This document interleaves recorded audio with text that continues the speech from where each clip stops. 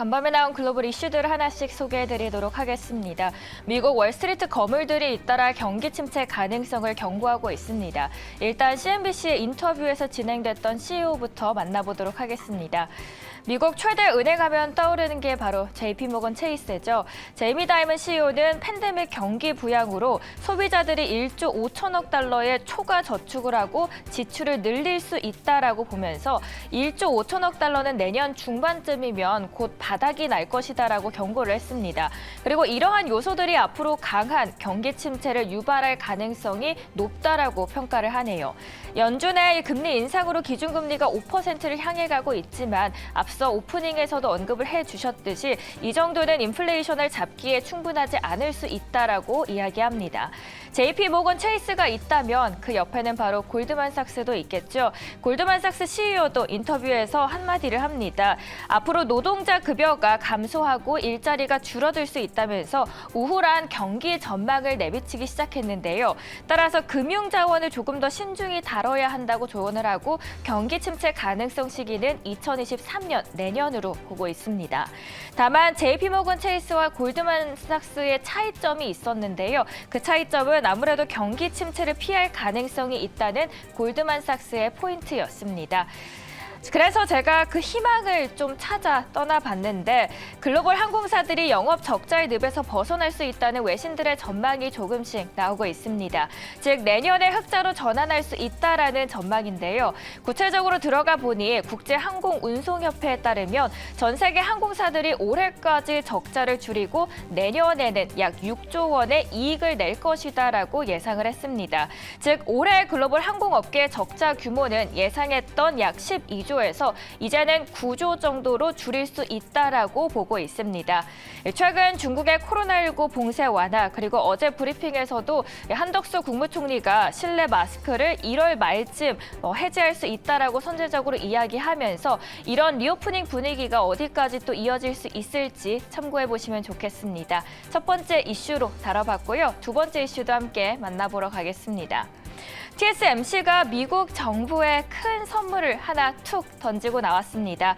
어떤 선물인지 그리고 우리에게는 과연 어떤 영향을 미칠지 함께 알아봐 보시죠. 대만 TSMC가 미국에 대한 반도체 투자 규모를 늘립니다. 미국이 그동안 TSMC의 미국 내 반도체 생산 투자 확대 도입을 꾸준하게 요청해왔기 때문인데요.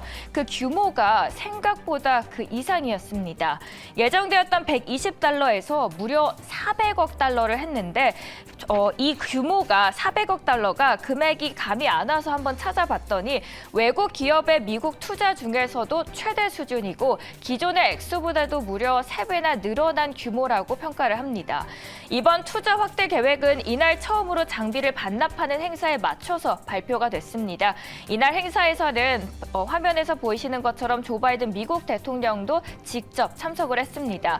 아무래도 반도체 패권을 되찾으려는 미국으로서는 이번 애리조나 공장이 그만큼 상징적인 의미를 갖고 있기 때문인데요.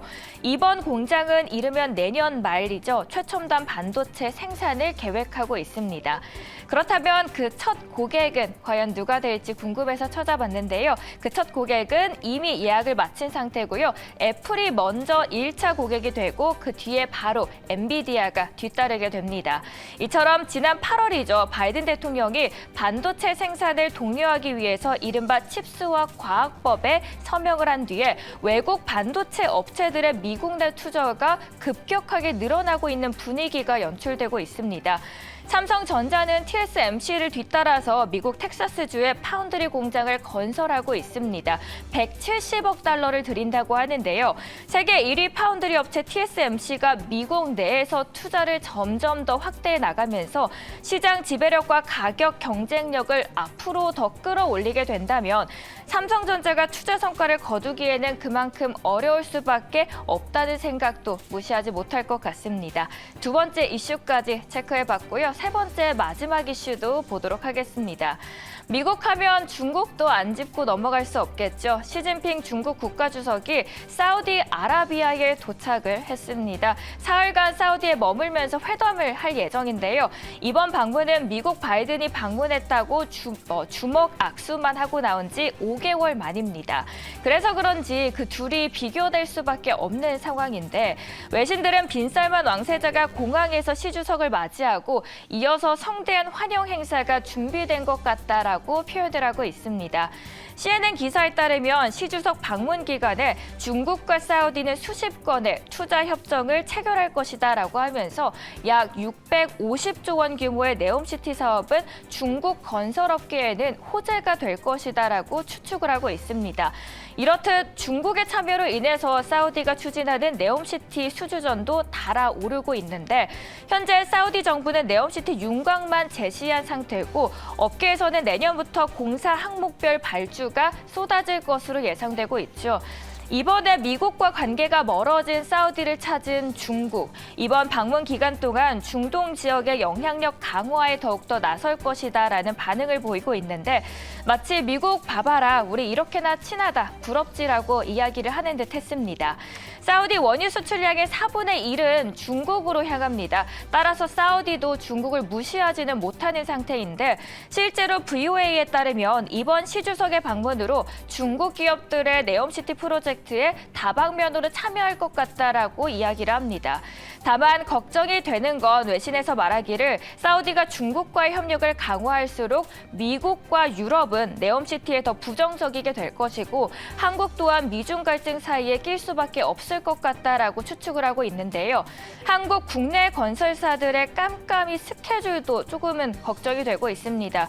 사실 네옴시티의 가장 큰 문제점 중 하나가 사업 추진이 폐쇄적이고 불투명하다 보니 구체적인 사업 성과와 그리고 입찰 절차가 전혀 공개되지 않았는데요.